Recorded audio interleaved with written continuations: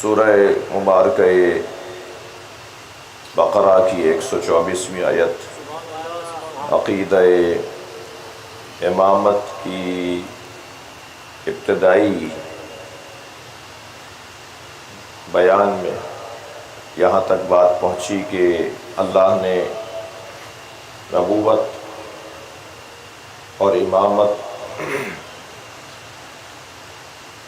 یہ دو ایسے منصب قرار دیے ہیں کہ جن کا کام خبر پہنچانا بھی ہے اور منزل پر پہنچانا بھی ہے۔ بلکہ میں اور اپنی اس ترتیب کو منظم کروں کہ ادارہ خبر رسانی نبوت ہے اور اسی خبر کو سمجھانے والے ادارے کو رسالت کہا جاتا ہے،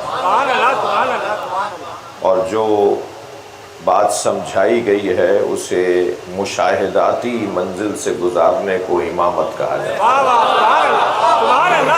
صلوات پڑھ لیں محمد والا۔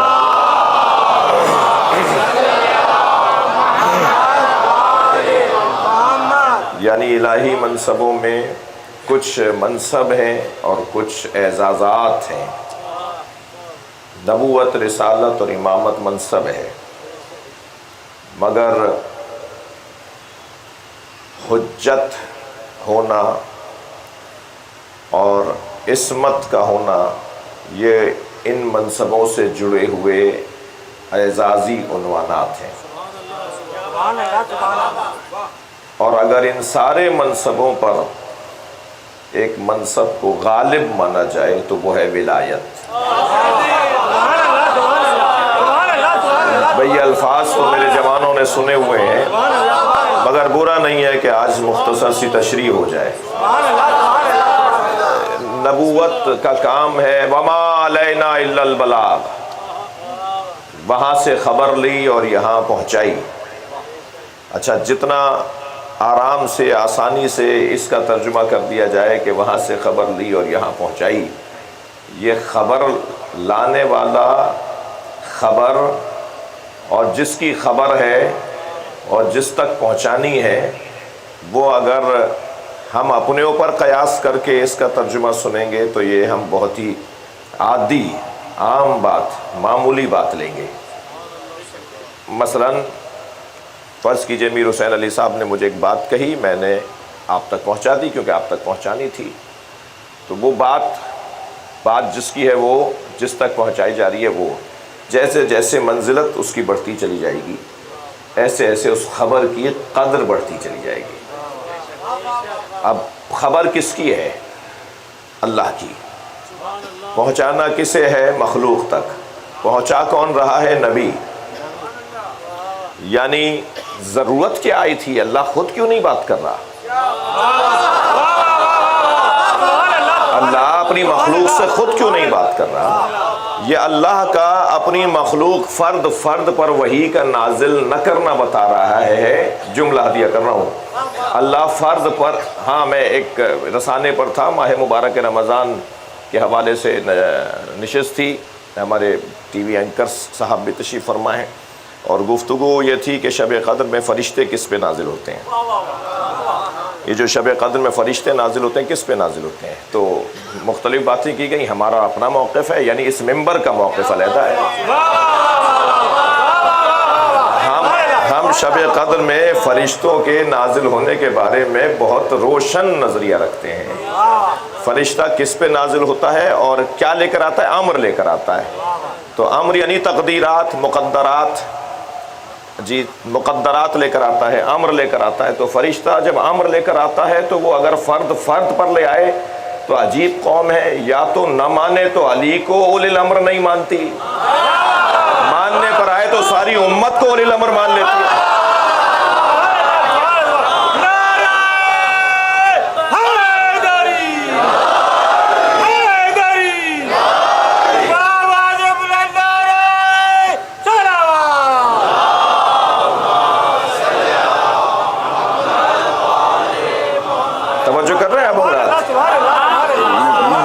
یہ جو فرشتے شب قدر میں امر لے کر آتے ہیں تو ظاہر ہے شب قدر میں فرشتے امر لے کر آتے ہیں تو اولی الامر پر لے کر آئیں گے۔ اچھا قرآن مجید سورہ مبارک آل عمران میں اولی الامر والی آیت اگر سمجھ میں نہ آ رہی ہو تو انہیں سورہ قدر پڑھوا دیا کریں، جس میں اطیعوا اللہ و اطیعوا الرسول و اولی الامر منکم فإن تنازعتم فی شیء فردوہ الی اللہ ورسول۔ اس آیت کریمہ میں جو اللہ نے واجب قرار دیا ہے کہ اللہ کی اطاعت کرو اے صاحبان ایمان، اور رسول کی اور اولی الامر کی اطاعت کرو، تو ایک جانب اولی الامر کا تذکرہ ایسے ہے اور ایک جانب ملائکہ بے امر ہی امر الہی لے کر آتے ہیں، تو وہ فرشتوں کے اوپر، فرشتے امر لے کر آتے ہیں صاحب امر کے اوپر، اولی الامر کے اوپر۔ معصوم امام سے کسی نے پوچھ لیا تھا، مضمون میرا نہیں ہے مگر آپ کا ذوق عرفانی مجھے مجبور کر رہا ہے، یہ والی جو گفتگو ہے یہ عرفانی گفتگو ہے، یہ ذوقی گفتگو ہے، میں جن کا مذاق بدلا ہوا ہے میں ان سے بات نہیں کر رہا۔ صلوات پڑھ لیں ذرا محمد و آل محمد۔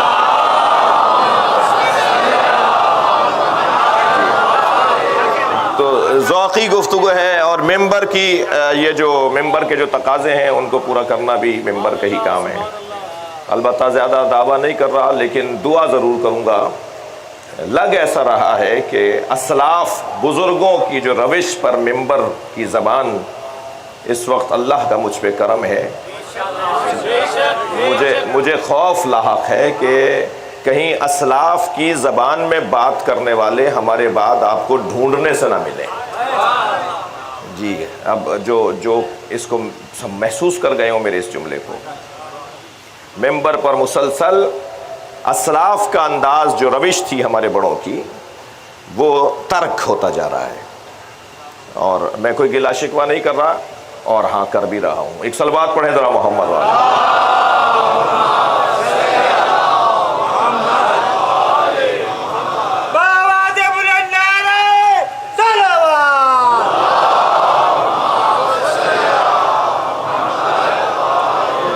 بڑی لطیف روایت ہے میرے مولا امام رضا علیہ السلام کی بارگاہ میں،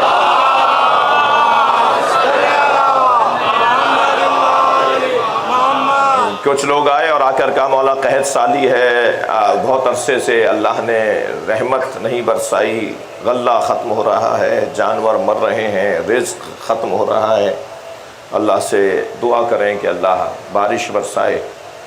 میرے معصوم نے فرمایا کہ سب صحرا میں آ جاؤ، میں دعا کروں گا۔ سارا علاقہ، سارا شہر صحرا میں آیا۔ امام رضا نے دونوں ہاتھ بلند کر کے دعا فرمائی۔ ابھی حضرت کی دعا مکمل نہیں ہوئی تھی کہ گھٹائیں چھانے لگیں، سیاہ سیاہ بادل جو پانی بھر کر لا رہے تھے وہ آتے ہوئے نظر آئے، تو لوگ اپنے گھروں کو جانے کا سوچ ہی رہے تھے۔ امام نے فرمایا یہ خراسان میں نہیں، یہ نیشا پور میں برسے گا، اور وہ بادل نیشا پور کی طرف چلا گیا۔ پھر ایک مرتبہ بادل آئے، لوگوں نے یہی سوچا کہ یہ یہاں برسے گا، تو حضرت نے فرمایا نہیں، یہ سبزوار میں برسے گا۔ تو حضرت نے 11 علاقوں کے نام لیے۔ ہم اس دروازے کے یوں ہی مرید نہیں ہیں، ان سے مانگا ایک جاتا ہے، دیتے یہ 11 کو ہے۔ مختلف علاقوں میں بارش برستی رہی، آخر خراسان میں بھی بارش برسی۔ تو امام معصوم سے کسی نے پوچھا کہ مولا یہ سب کچھ کیسے ہوا؟ تو حضرت نے فرمایا کہ نحنو اولو الامر، ہم صاحبان امر ہیں، یعنی ہمارے ہاتھ میں اختیار ہے، ہمارے ہاتھ میں تصرف ہے۔ یہ مطلب میں نکال رہا ہوں، مولا کے جو الفاظ ہیں وہ وہی تھے جو میں نے کہے، ہمارے ہاتھ میں اختیار ہے، یہ مطلب نکال رہا ہوں میں، ہمارے اختیارات ہیں یہ۔ تو فرمایا مولا سب سے زیادہ طاقتور شے کیا ہے؟ تو حضرت نے فرمایا ہر طاقت پر اللہ نے ایک طاقت بنائی ہے۔ فرمایا سب سے زیادہ سخت پتھر ہے، اور اس سے بھی زیادہ سخت لوہا ہے جو اسے توڑ دیتا ہے، اور اس سے بھی زیادہ سخت آگ ہے جو اسے گھلا دیتی ہے، اور اس سے بھی زیادہ سخت پانی ہے جو اسے بجھا دیتا ہے، اور اس سے بھی زیادہ سخت وہ بادل ہے جو اسے اٹھا لیتا ہے، اور اس سے بھی زیادہ سخت وہ ہوا ہے جو اسے اڑاتی ہے، اور اس سے بھی زیادہ سخت فرشتہ ہے جو اسے چلاتا ہے، اور اس فرشتے سے بھی زیادہ سخت وہ فرشتہ ہے جو اس فرشتے کو بھی مارتا ہے، یعنی ملک الموت ہے۔ اور ملک الموت کے اوپر بھی ایک سخت اور ایک سنگین وجود ہے جو خود موت ہے، اور اس سے بھی اوپر ایک اور وجود ہے جسے امر کہا جاتا ہے، اور اس سے بھی زیادہ ایک سنگین وجود ہے جسے اولی الامر کہا جاتا ہے۔ اور پھر سینے پہ ہاتھ رکھ کے فرماتے ہیں ہم ہی وہ اولی الامر ہیں جن کے ہاتھ میں اختیار ہے۔ صلوات پڑھیں محمد۔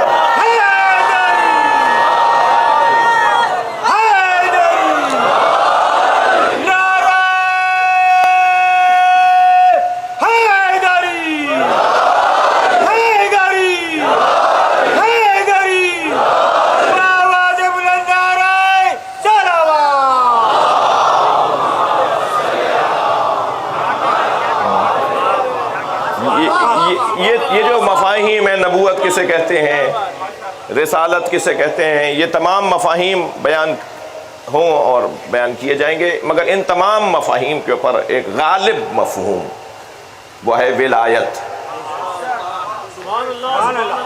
وہ ہے ولایت۔ جب بات ولایت کی آئے گی نا تو صاحب ولایت کو یہ نہیں دیکھا جائے گا کہ وہ مرد ہے یا عورت۔ ممکن ہے ایک وقت میں صاحب ولایت کوئی خاتون بھی ہو، اور وہ صاحب ولایت جو ایک وقت کے اندر خاتون بھی ہو سکتی ہیں، ان میں ایک روشن واضح بڑا نام جناب زہرا کا ہے،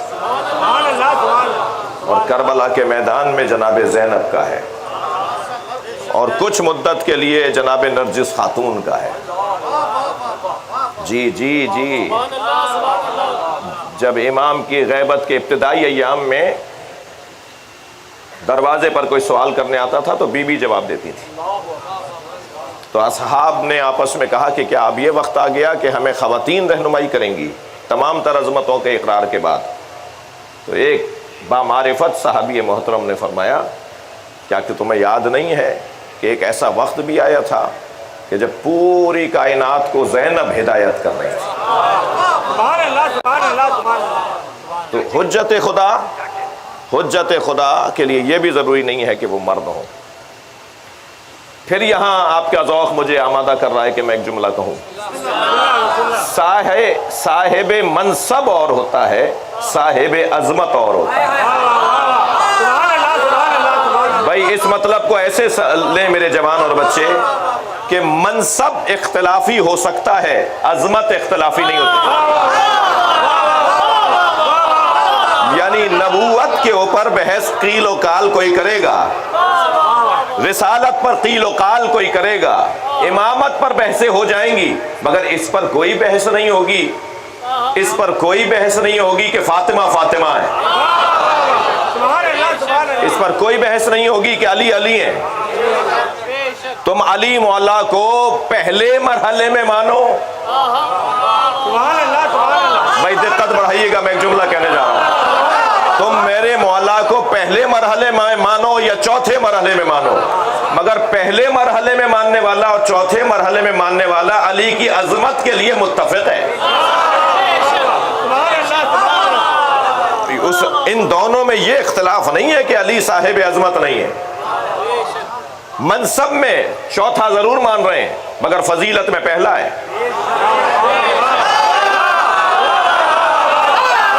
بھائی آپ کی دقتیں مجھے چاہیے ہوں گی۔ جسے منصب میں آپ چوتھا مان رہے ہیں وہ فضیلت میں پہلا ہے۔ ایک بہت بزرگ عالم دین نے خطاب کرتے ہوئے کہا کہ سنو، علی خلیفہ چوتھے ہیں مگر حجت خدا اور فضیلت میں علی پہلے ہیں۔ کہتے ہیں ترتیبیں دو طرح کی ہوتی ہیں، ایک ترتیب فضیلت، ایک ترتیب خلافت۔ علی ترتیب خلافت میں چوتھے ہیں، وہ سنی عالم کا خطاب سنا رہا ہوں آپ کو۔ علی ترتیب خلافت میں چوتھے ہیں اور ترتیب فضیلت میں پہلے ہیں۔ تو مجمع میں سے ایک صاحب کھڑے ہو گئے جو بظاہر شیعہ تھے، کہنے لگے حضور یہ سمجھ میں نہیں آ رہی بات، جو ترتیب فضیلت میں پہلا ہو اسی کو ترتیب خلافت میں بھی پہلا ہونا چاہیے۔ تو الجھ کے کہنے لگے 1,23,999 پیغمبروں کے بعد آنے والا پہلا سمجھ میں آتا ہے؟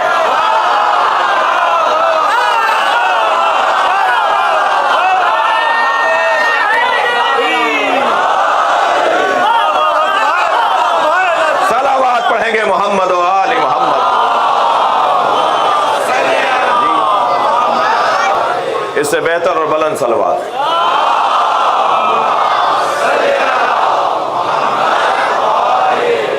تو یہ تو بہت واضح اور روشن ایک عنوان گفتگو ہے کہ مانے آج، نہ مانے آج اور مانیں گے کل، کہ حقیقت یہی ہے کہ مولا کائنات بعد از مصطفیٰ، سرکار دو جہاں کے بعد، ہمارے نبی آخر کے بعد، خاتم الانبیاء کے بعد اگر کوئی علی ہے تو وہ علی ہے۔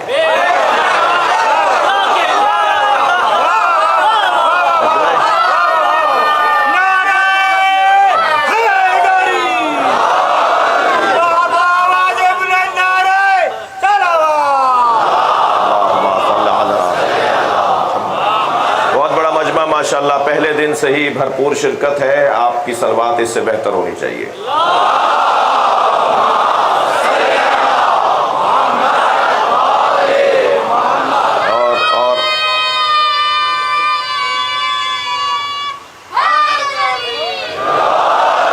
اور الحمدللہ اس سال ہر سال سے زیادہ بہتر انداز سے پاک محرم کے دوستوں نے انتظامات کیے ہیں، بہت ہی خوبصورت، بہت ہی سجا ہوا ماحول ہے، اہتمام کے ساتھ ہے۔ ہر وہ کام جو ضروری ہوتا ہے اسے اہتمام سے ہونا چاہیے۔ اہتمامات میں کمزوری بتاتی ہے کہ ان کے نزدیک ضروری نہیں تھا، اور اہتمام کا اچھا ہونا بتاتا ہے کہ ان کے نزدیک ضروری تھا۔ پچھلے سالوں میں کوئی 5 سال سے تو ہم بارشوں کے موسم میں عزاداری کر رہے ہیں۔ ایک سال تو آپ نے دیکھا کہ کس انداز سے مجالس ہوئیں، بڑا جگر تھا، بڑا حوصلہ تھا۔ بعض دوستوں کو یہ جو برقی آلات ہیں انہوں نے بھی تکلیفیں پہنچائیں، تو کسی کو کسی وقت بھی کوئی تکلیف ہو سکتی ہے، تو اس کیفیت میں وقت گزارا، لیکن یہ بات سب پر روشن ہوئی کہ موسم کیسا ہی ہو، حالات کیسے ہی ہوں، بھائی جب قدرتی موسم کے سامنے ہم راضی بے رضا رہتے ہیں تو مصنوعی موسموں سے کیوں ڈریں گے؟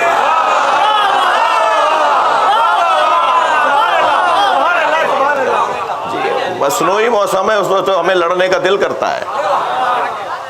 جی لہٰذا یہ تو کوئی بات ہی نہیں ہوئی، الحمدللہ بہت اچھا انداز ہے۔ بات میں جو کر رہا تھا اس میں مجھے 1-2 منزلیں اور آنے دیجئے کہ یہ جو مولا کائنات کی افضلیت کی بحث ہے، جو ہم پچھلے 2-3 سالوں سے اس ممبر سے کوشش کی ہے اپنی کم علمی کے احساس کے ساتھ، کہ مولا کے بارے میں ہمارا یہ روشن عقیدہ ہے، نبی کے بعد علی۔ اہل دقت بیٹھے ہوئے ہیں، شاعر حضرات بھی تشریف فرما ہیں، اہل ادب بیٹھے ہوئے ہیں۔ پچھلے دنوں مجھے ایک کلام کہنے کی توفیق ہوئی، اور ہلکی پھلکی شاعری بھی جانتا ہوں،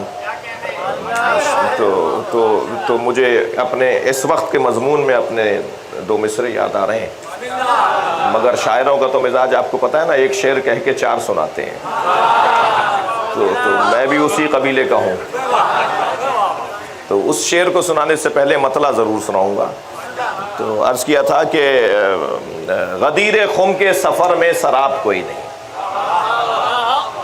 ہر رستے میں دھوکے ہیں مگر علی کے رستے میں دھوکہ نہیں۔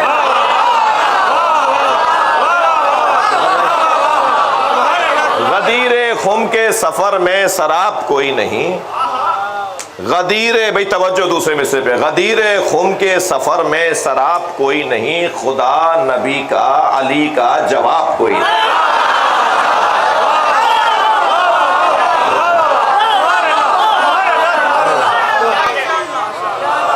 خدا نبی کا علی کا جواب کوئی نہیں۔ اور دوسرا مطلع حسن مطلع بھی سن لیجئے کہ 1000 ذرے مگر آفتاب کوئی نہیں،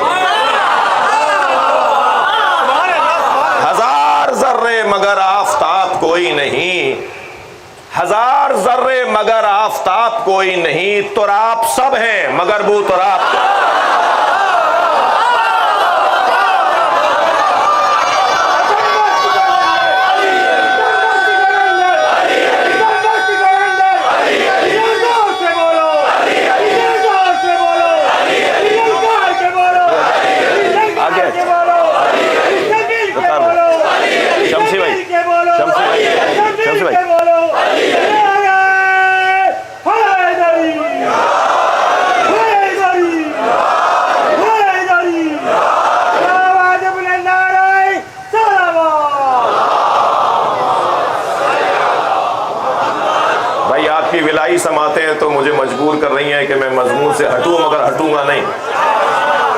آپ نے مضمون پہ رہوں گا جو امامت، عقیدہ امامت کا مضمون ہے. تو عرض کر رہا تھا کہ 1000 ذرے مگر آفتاب کوئی نہیں، آپ سب ہیں مگر بو تراب کوئی نہیں. اور آپ کی آمادگی مجھے اس شعر کی طرف لے آئی کہ حقیقتاً ابو طالب کے لاڈلے کے سوا،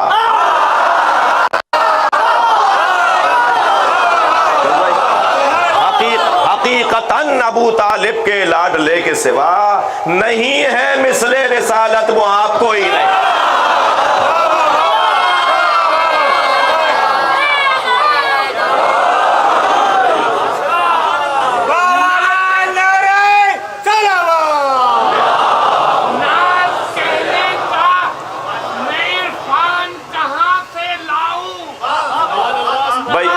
ان کے شعر سے پہلے میں یہ آپ سے عرض کر دوں کہ یہ بر صغیر کی ایک تاریخی قدیمی مجلس عزا ہے، اور بر صغیر کا انداز عزا اور مجلسوں کا انداز یہی ہے.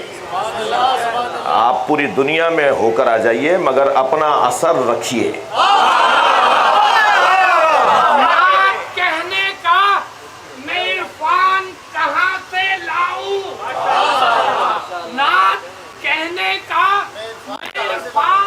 کہاں سے لاؤں ابو طالب سا قلمدان کہاں سے لاؤں. ارے اور توجہ، پوری توجہ کہ تیرے کہنے سے جو عمران کا انکار کروں، توجہ کہ تیرے کہنے سے جو عمران کا انکار کروں، پھر محمد کا نکاح خان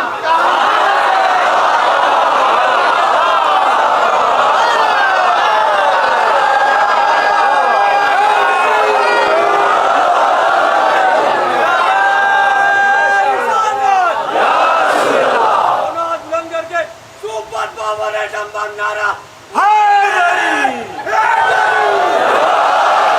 ماشاءاللہ.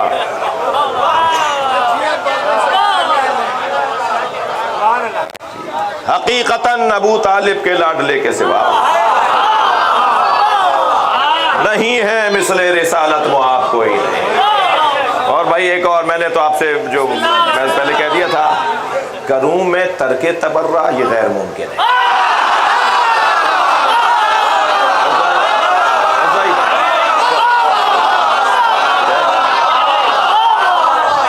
بھائی بچوں جوانوں ذہن میں بٹھا لو، ہمارے ہاں تبرع تولا واجبات میں ہے. کسی بھی دباؤ میں آ کر ہم تبرع چھوڑیں گے نہیں، انہیں تبرع سمجھائیں گے. تبرع گالی دینے کو نہیں کہتے. مہذب قومیں گالیاں نہیں دیتی، مہذب لوگ گالیاں نہیں دیتے. جی ہمیں اللہ نے تہذیب کا سفیر بنایا ہے. ہم کوئی نامناسب بات کرنے کو نہ کرتے ہیں نہ پسند کرتے ہیں. تو نامناسب جملے بولنا، رقیق گفتگو کرنا، یہ ممبر سے تو سوچا ہی نہیں جا سکتا. ہم گلی کوچوں میں بھی نہیں کرتے،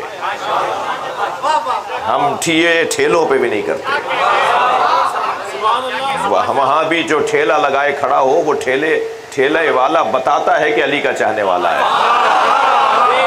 اس کی گفتگو بتاتی ہے، اس کا انداز بتاتا ہے. تو یہ تو کوئی وہ نہیں ہے.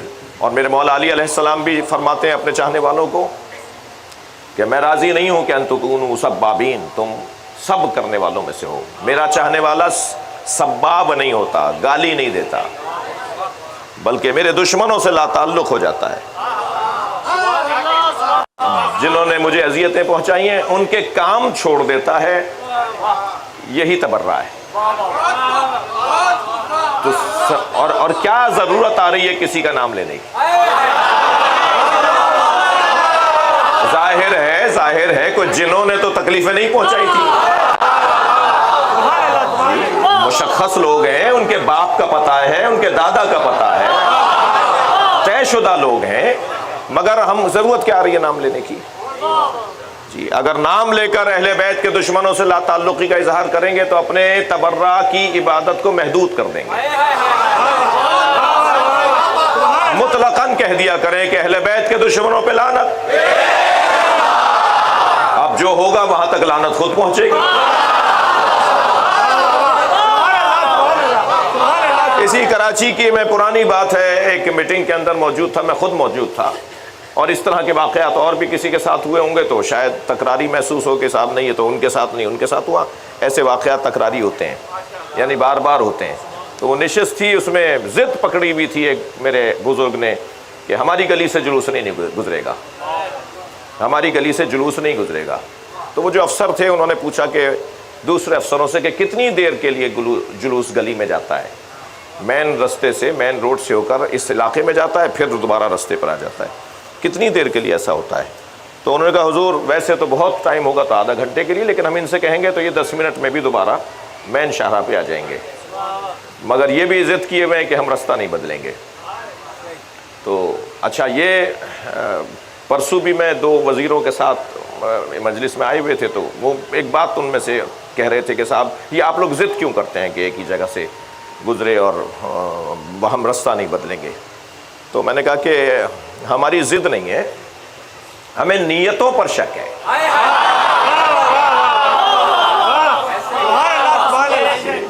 اس لیے کہ آج آپ تو ہیں، کل نہیں ہوں گے آپ، مگر آپ ہی کل کہیں گے، آپ ہی جیسا کل کہے گا کہ ریکارڈ کیا بولتا ہے، تو پھر ریکارڈ یہ بولتا ہے تو پھر کل اور آپ ریکارڈ چینج کروائیں گے. اور پھر یہ والی باتیں تو کوئی بات ہے ہی نہیں کہ صاحب یہ 40 سال سے مسجد یہاں پر ہے. تو اگر سالوں کو گننا ہے تو ہم 1400 سال سے ہیں. اگر ہسٹری دیکھنی ہے، تاریخ دیکھنی ہے، جی اسی ملک کے اندر کتنے ہی جلوس ہیں کہ جو پاکستان بننے سے پہلے کے ہیں، کتنی ہی مجلسیں ہیں جو پاکستان بننے سے پہلے کی ہیں. تو کوئی فلاں ادارہ کوئی 40 سال سے ہے، کوئی 50 سال سے ہے، جو جلوس تو اس سے بھی پہلے سے ہیں. پھر بڑا سجا کے میٹنگز میں کہا جاتا ہے، میں خود شریک رہتا ہوں کہ صاحب انہیں شہر سے باہر کوئی جگہ دے دی جائے، وہاں یہ جلوس میں نکالیں، ماتم بھی کریں. تو ایک جگہ میں نے کہا تھا کہ پھر یہ کون ضمانت دے گا کہ وہاں شہر نہیں بسے گا؟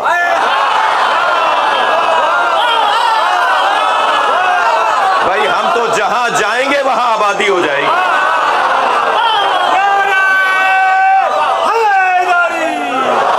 بلندتر صلوات پڑھے محمد و آلہ.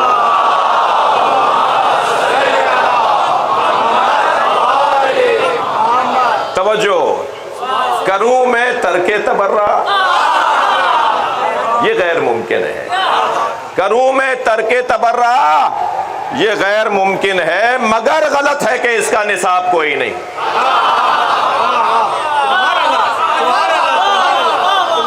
بھائی طے کرو، نماز کا نصاب ہے، روزے کا نصاب ہے، تو تبرہ کا بھی نصاب ہے. اور تبرہ کا یہی نصاب ہے جو علی مولا نے بیان کیا ہے.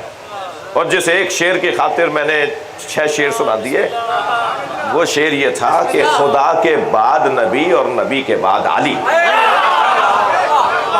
بھائی توجہ چاہوں گا، خدا کے بعد نبی، ہم اپنا عقیدہ بیان کر رہے ہیں، خدا کے بعد نبی اور نبی کے بعد علی، اس ایک بات سے روشن کتاب کوئی نہیں. صلوات پڑھے محمد و آل محمد.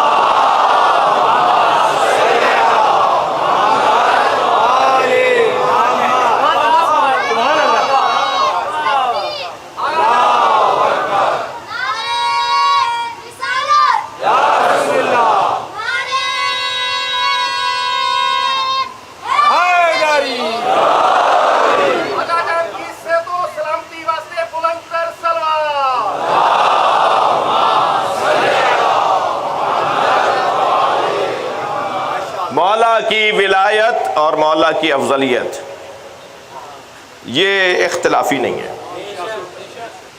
خلافت پر گفتگو ہوگی، منصبوں پر گفتگو ہوگی، الہی منصبوں پر بھی گفتگو ہوگی. یعنی یہ بات ہوگی کہ فلاں نبی سے افضل ہے. جی یہ الجھن تو خود اللہ ہی نے بعض مسلمانوں کی دور کر دی.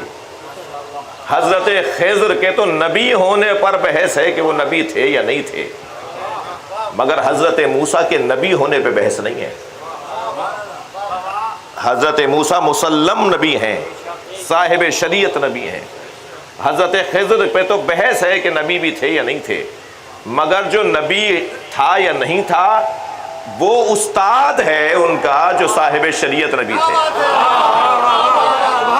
قرآن ہے نا یہ، کہ حضرت موسیٰ نے جا کے حضرت خضر سے کہا کہ آپ مجھے اپنا شاگرد بنا لیں، اور ان کا بھی لہجہ دیکھیے، اگر کہیں اور کا یہ لہجہ ہوتا نا تو توہین کا مقدمہ ہو جاتا. یہ قرآن ہے. حضرت خضر فرما رہے ہیں کہ تم میں صبر نہیں ہے. اس کا مطلب ہے کہ صبر بھی مختلف ہے، ہر ایک کے صبر کا درجہ، صبر کی کیفیات بھی مختلف ہیں. فرما رہے ہیں حضرت موسیٰ سے کہ تم میں صبر نہیں ہے، تم میرے ساتھ چل نہیں پاؤ گے. لن تستطیع معی صبرا، تمہارے اندر استطاعت نہیں ہے کہ تم میرے ساتھ صبر کر سکو. تو حضرت موسیٰ نے فرمایا کہ آپ مجھے صبر کرنے والوں میں پائیں گے. اور پھر جب چلے کشتی میں سوراخ کر دیا حضرت خضر نے، تو فوراً بولے کہ یہ کیا کیا آپ نے؟ فرمایا میں نے تو کہا تھا تم میں صبر نہیں ہے. یعنی جو روحانی دنیا میں، مانوی دنیا میں، عرفانیات میں جو استاد اور شاگردی کا رشتہ ہے نا، وہاں ایسا ہوتا ہے. میرے اور آپ کے کالج یونیورسٹی میں تو طالب علم فوراً سوال کرتا ہے استاد سے، مگر معنویات اور روحانیات میں اور عرفانیات میں شاگرد کو اس وقت سوال کرنے کا حق ہے جب استاد کہے کہ ہاں کچھ پوچھنا ہے. یعنی بغیر اجازت کے وہ پوچھ بھی نہیں سکتا. یہ والے استاد کہاں ہیں آج، اور یہ والے شاگرد کہاں ہیں آج؟ اور جس دور میں یہ والے استاد اور یہ والے شاگرد ملتے تھے کثرت سے، اب تو ڈھونڈنے سے نہیں ملتے نا. اس دور کا معیار دیکھیے آپ کیسا تھا. اس دور کا معیار، جو اساتذہ بزرگ یہاں تشریف فرمائے، میری بات سے وہ زیادہ محظوظ ہوں گے. اساتذہ کا احترام، مجال تھی جو استاد کے سامنے بات کریں. استاد اجازت دے گا تو پوچھیں گے.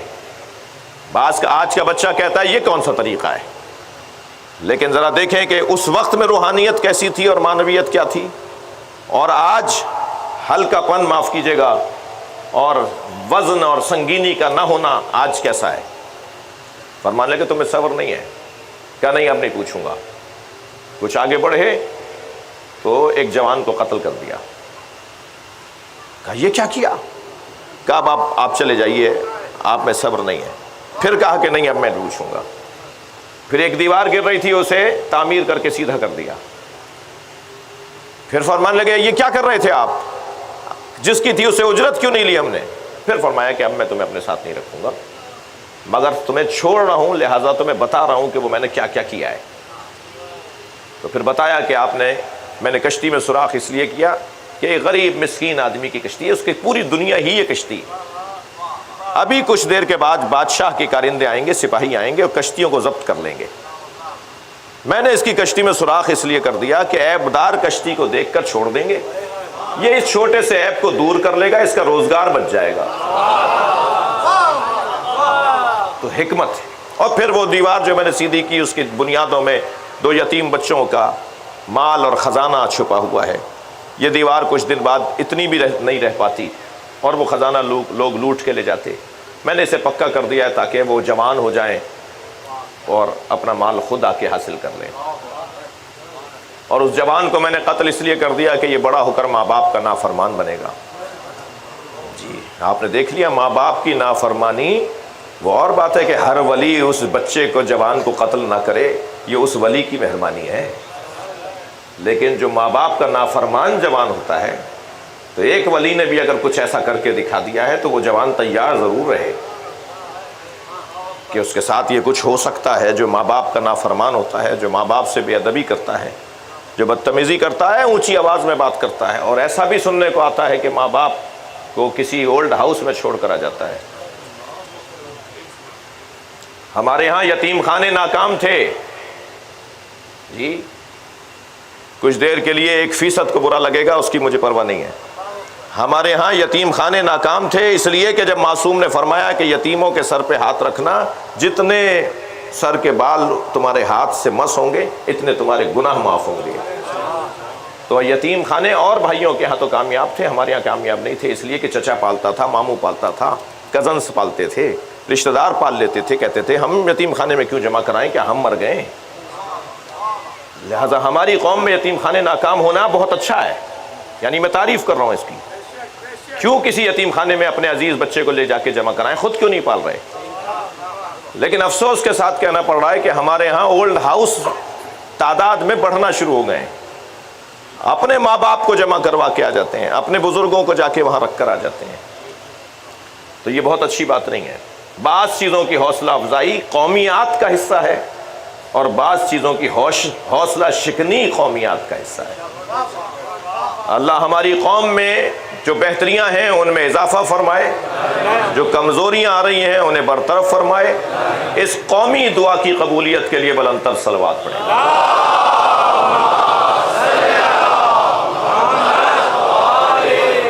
میں اپنے مضمون کو، آج کے مضمون کو ایک منزل دینا چاہ رہا ہوں۔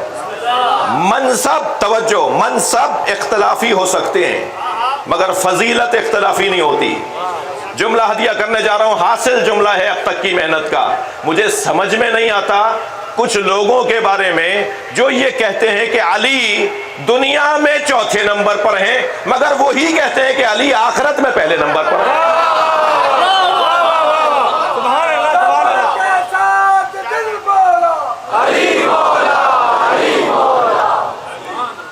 قیامت میں مولا کائنات گویا، میں اپنے سنی بھائیوں کی زبان میں بات کر رہا ہوں، قیامت میں گویا علی محشر کے دولہا ہوں گے،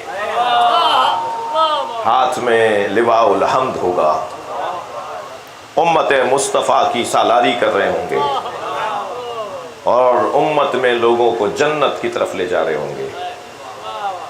اور اگر کوئی پہنچ گیا جنت کے دروازے پہ تو جنت کا داروغہ کہے گا علی کی تحریر کہاں ہے؟ جی حدیث سے سنا رہا ہوں میں آپ کو۔ جنت کا داروغہ کہے گا علی کی تحریر لے کر آؤ۔ جس کے پاس مولا علی کا نوشتہ ہوگا، جس کے پاس علی کے دستخط ہوں گے، علی لکھیں گے کہ یہ جنتی ہے، وہ جنت میں جا سکے گا، ورنہ جنت اسے قبول نہیں کرے گی۔ ویسے بھی میرے عزیزو جنت کے دروازے تک تو پہنچے گا ہی وہ کہ جس کے دل میں علی کی محبت ہے۔ یہ سنی شیعہ کتابوں میں حدیث ہیں جو میں آپ کو سنا رہا ہوں۔ اور جب جنت کے دروازے پہ پہنچے گا تو دروازے پر لکھا نظر آئے گا جو ساری زندگی وہ دنیا میں بولتا آیا، لا الہ الا اللہ محمد الرسول اللہ علی ولی اللہ۔ جنت کے 8 دروازے، 8 پر یہ کلمہ لکھا ہے۔ اہل سنت عالم دین کی کتاب کا حوالہ یاد کر کے چلے جائیے، بتائیے میرے بھائیوں کو، الفرائض الصمتین، علامہ الجوینی کی کتاب، سنی عالم دین محدث، وہ سنی نہیں ہمارے بھی عالم ہیں جی، یہ تقسیم بھی مجھے سمجھ میں نہیں آتی، عالم ہے۔ وہ اور بات ہے کہ وہ اپنے ساتھ حنفی لکھتے ہیں، شافعی لکھتے ہیں، مالکی لکھتے ہیں جی، اور امام مالک اور امام اعظم ابو حنیفہ کی فقہ پہ عمل کرتے ہیں، امام جعفر صادق کی فقہ پہ عمل نہیں کرتے، لیکن عالم ہے۔ وہ لکھتے ہیں کہ جنت کے 8 دروازوں پہ یہ کلمہ لکھا ہے۔ لکھتے ہیں کہ جنت کے دروازے پہ جب کنڈی بجتی ہے تو بجنے سے آواز نکلتی ہے، یا علی یا علی۔ حدیث کہتی ہے کہ جنت میں جب ہوا چلتی ہے تو تیز ہواؤں کی آواز علی علی ہے۔ جنت کی ہواؤں کی آواز صدائے سرسر نہیں ہے، جنت کی ہواؤں کی آواز علی علی ہے۔ اللہ نے جنت کو مخملی پردوں سے سجایا ہے، یہ سب حدیثیں ہیں جو ہدیہ کر رہا ہوں، اور ان مخملی پردوں پہ جو نگار بنے ہوئے ہیں، جو نقش بنے ہوئے ہیں، جو کڑھائی ہوئی ہے، وہ مخملی پردوں پہ علی علی کی کڑھائی ہوئی ہے۔ اسی لیے دنیا میں بھی ہمیں اس محفل و مجلس میں دل زیادہ لگتا ہے جس میں علی علی ہو۔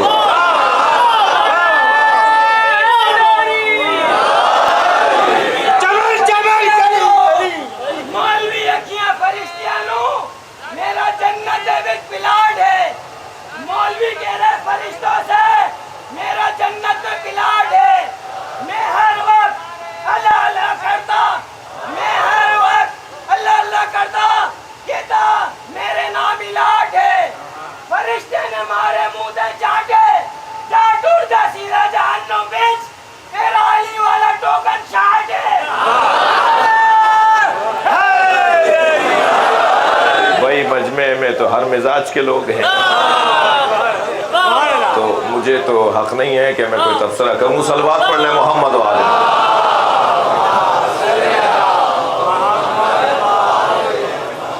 اتنا ضرور طے ہے کہ اس گھرانے کو اللہ نے عظمتوں سے نوازا ہے، اور عظمت کا کوئی ایک عنوان نہیں ہے جو یہاں کمال کے نہ ہو. عظمتوں کے عناوین میں ایک یہ ہے کہ لما صبروا، وہ صابر ہوتے ہیں. صبر انسان کے قد کو بلند کرتا ہے، انسان کی حیثیت بلند ہو جاتی ہے جب وہ صابر ہو. اس میں مضبوطی، اعصاب پر کنٹرول، اپنے نظریے پر استقامت، اپنے عمل پر ثابت قدم رہنا، یہ صبر کے مفاہیم ہیں. میدان چھوڑ کے نہ جانا، بلکہ میدان میں ڈٹ کے جم کے رہنا. آج سینکڑوں سال گزرنے کے بعد یہ کون حسین ہیں جن کے نام پہ ہر جگہ مجمع لگا ہوا ہے؟ ہم عقیدت مارے بھی ہیں اور فطرت کی پیاس بجھانے والے بھی ہیں. یہ فطرت کی پیاس کی تسکین ہے کہ ہمیں کربلا والوں کی یاد سکون پہنچاتی ہے. ذوق در ذوق، شوق در شوق، دل سے نیتوں کی سچائی کے ساتھ مجلس میں آ کے بیٹھتے ہیں اور تذکرہ کرتے ہیں لوگوں کا جو بڑے لوگ تھے. ان عظیم لوگوں میں اہل بیت تو اہل بیت، ان کے تو خون کا اثر تھا، ان کے ہاں تو شیر زہرا کا اثر تھا، ان کے ہاں تو وحی الہی سے دھلی زبان کا اثر تھا. مگر سلام اور درود ہو حسین کے ان اصحاب پر کہ جنہوں نے اپنی استقامت کے ذریعے، اپنی اعلیٰ فکری کے ذریعے، اپنی مضبوطی کے ذریعے امام حسین کی کربلا کو دائم الامر قرار دیا ہے. آج 4 محرم ہے. چلیے ذرا کربلا چلتے ہیں. حسین جناب زینب کے خیمے میں آئے ہیں. بہن زینب، تم نے مجھے یاد کیا ہے؟ فرمایا بھائی، یزیدی لشکر میں اضافے پہ اضافہ ہے، کیا آپ کا کوئی مدد کرنے والا نہیں ہے؟ کوئی نہیں جو آپ کی مدد کو آئے؟ یہ گھرانہ تعداد کی بنیاد پر تو، تعداد پر بھروسہ کرنے والا تو ویسے بھی نہیں ہے، مگر یہ کتنی بڑی فضیلت ہے اس کی کہ جسے خط لکھ کر بلایا گیا ہے. فرمایا بہن، میں نے اپنے دوست حبیب ابن مظاہر کو خط لکھا ہے. ادھر قاصد کوفہ پہنچا. حبیب اپنی زوجہ کے ساتھ کھانا تناول کر رہے تھے. ہر سال آپ اس تاریخ میں، ان تاریخوں میں یہ باتیں، یہ پیغام سنتے ہیں. سب ذہنی طور پہ تیار ہیں. دستک ہوئی دروازے پر. حبیب نے آواز دے کر کہا من الباب، کون ہے دروازے پر؟ تو قاصد نے دروازے کے پیچھے سے آواز دے کر کہا انا برید الحسین، میں حسین کا قاصد ہوں. سن سکتے ہیں کہ ایک چاہنے والے کا کیا حال ہوا ہوگا. حبیب نے فوراً دروازے کا رخ کیا، دروازہ کھولا، قاصد کو بڑھ کر سلام کیا، اسے بیٹھنے کا کہا کہ حضور پہلے امانت لے لیجئے. اور اس نے اپنے سامان میں سے، اپنے زنبیل میں سے، اپنے سامان میں سے کچھ چیزیں نکالی، اس میں سے ایک خط نکالا. میں اس طرف اشارتاً کہہ گیا کہ کیسی، کتنی حفاظت سے خط لے کر آیا ہے. یعنی حبیب تک خط پہنچنا یہ خود اس قاصد کا بھی ہنر ہے. حبیب نے امام حسین کے خط کو آنکھوں سے لگایا، اسے کھول کر پڑھا تو اس میں بسم اللہ کے بعد لکھا تھا من الحسین ابن علی الی رجل فقیہ حبیب المظاہر. یہ حسین کا خط ہے ایک رجل فقیہ، ایک مرد فقیہ، ایک عالم فقیہ کی جانب جس کا نام حبیب ابن مظاہر ہے. سلام کے بعد امام نے لکھا حبیب تمہیں ہماری نبی سے نسبت کا علم ہے، تم جانتے ہو کہ ہماری نبی کے ساتھ کیا نسبت ہے. حبیب تمہیں ہماری نبی سے نسبت کا علم ہے، بس اتنا جان لو کہ میں کربلا میں دشمنوں میں گھر چکا ہوں. اور بعض بزرگوں نے تو یہ بھی لکھا کہ آخری جملہ، یہ دوسری لائن ہے نا، یہ آخری لائن میں لکھا کہ اور یہ بھی جان لو میرے ساتھ میری بہنیں بھی ہیں. والسلام حسین ابن علی. حبیب اس خط کو لے کے گھر میں داخل ہوئے. زوجہ نے کہا کہ حبیب کیا کہا ہے حسین نے؟ فرمایا کہ حسین کربلا میں دشمنوں میں گھر چکے ہیں اور مجھے مدد کے لیے پکار رہے ہیں. تو زوجہ نے کہا پھر کیا ارادہ ہے؟ تو سب نے لکھا ہے، سب نے پڑھا ہے کہ قلب زوجہ کا امتحان لینے کے لیے کہنے لگے میں بڑھاپے میں کیسے مدد کروں گا، میں اس ضعیفی میں حسین کی کیا مدد کروں گا. تو زوجہ کھڑی ہوئی اور کہا پھر مجھے اجازت دو میں چلی جاؤں، اس لیے کہ تم نے ہی تو بتایا ہے کہ وہاں زینب بھی آئی ہوئی ہے. حبیب نے کہا یہ کیسے ممکن ہے کہ حسین مجھے بلائے اور میں حسین کا ساتھ نہ دوں. اپنے غلام کو بلایا، اجرکم اللہ اجرکم اللہ، اپنے غلام کو بلایا گھوڑا تیار کرو، کوفے کی فلاں منزل پہ جا کے میرا انتظار کرو، حالات غیر مساعد ہیں. بے راہوں سے ہوتے ہوئے حبیب اپنے غلام تک پہنچے، مگر پہنچنے میں دیر ہوئی تو غلام گھوڑے سے کہہ رہا تھا کہ کچھ دیر اور دیکھ لیتے ہیں، اگر میرا مالک نہیں آیا تو میں تیری پشت پر بیٹھ کر حسین کی مدد کرنے جاؤں گا. حبیب کی آنکھوں میں آنسو آ گئے. اللہ دے غربت حسین، کائنات کے امیر پر غلام بھی رحم کر رہے ہیں. فرمایا تو نے میرے مولا حسین پر محبت کا اظہار کیا، میں اسی بات پہ تجھے آزاد کرتا ہوں. پیروں میں گر گیا، کہنے لگا مولا ساری زندگی آپ کی خدمت میں رہا، اب زہرا کے بچوں کی خدمت کا مرحلہ ہے. اجرکم اللہ، مجھے اپنے ساتھ لے جائیے.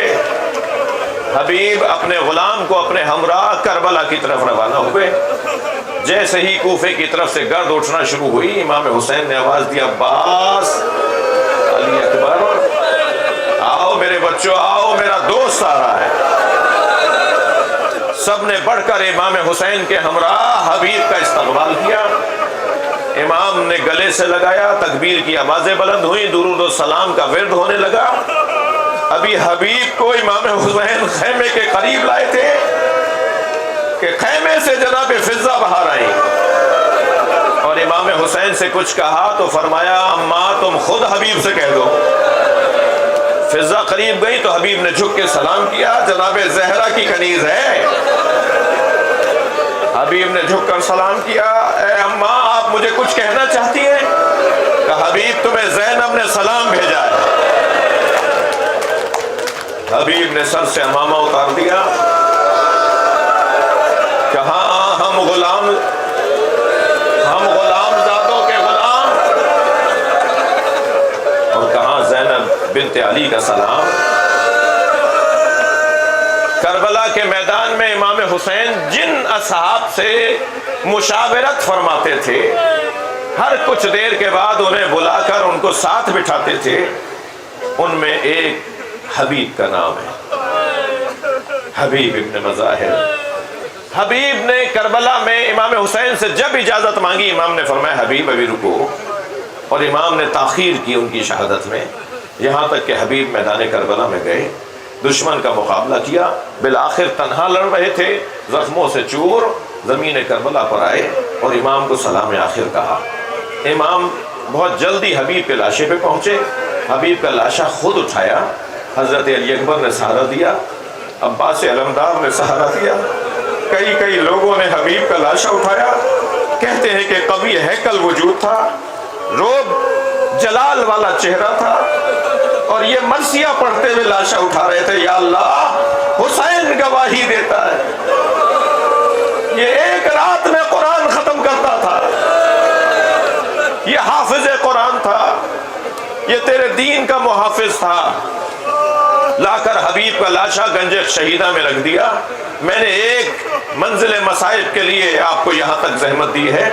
عزادارو کربلا میں واقعہ گزر گیا، 11 محرم کو اسیروں کا قافلہ کوفے کی جانب روانہ ہو گیا۔ ظالموں نے نیزوں کی انیوں پر شہیدوں کے سر اٹھائے ہوئے ہیں۔ ایک سر جو خولی کے ہاتھ میں ہے وہ حبیب ابن مظاہر کا ہے۔ حبیب کا بیٹا قاسم ابن حبیب ابن مظاہر کربلا میں شہید نہیں ہوا۔ جب اس کے بابا کربلا آئے تو وہ سفر میں تھا، واقعہ گزر گیا تو اسے علم ہوا۔ اب وہ آ رہا ہے کہ کسی طرح اپنے بابا کا لاشا دفنا دے۔ اس نے دیکھا کہ نیزے کی انیوں پر شہیدوں کے سر ہیں، ان سروں میں اس کے بابا حبیب کا سر بھی ہے۔ تو قریب جا کے خولی سے کہا یہ سر میرے بابا حبیب کا ہے، مجھے دے دے۔ خولی نے کہا اس کا انعام مجھے شام کے دربار میں ملے گا، میں نے بہت بڑے آدمی کا سر اٹھایا ہوا ہے۔ قاسم نے کہا جو انعام تجھے وہاں ملے گا میں دینے کو تیار ہوں، لیکن یہ نہیں مانا۔ آخر قاسم ابن حبیب نے تیاری کی اور 10 نوجوان دوستوں کے ہمراہ، مجلس مکمل کر رہا ہوں، 10 نوجوان دوستوں کے ہمراہ قافلے پر حملہ کیا۔ خولی سے بابا کا سر لینے میں کامیاب ہوا، اور جب سر اٹھا لیا نا تو آواز لگا کے اپنے دوستوں سے کہا کہ جس کا جوان بیٹا زندہ ہو اس کے باپ کے سر کو کوئی ایسے نہیں لے جا سکتا۔ یہ آواز امام سجاد کے کانوں میں آئی، امام نے بیڑیاں سنبھالی، امام حسین کے سر کو دیکھ کے کہا بابا یہ سچ کہتا ہے، آپ کا بیٹا مشیت کا پابند ہے۔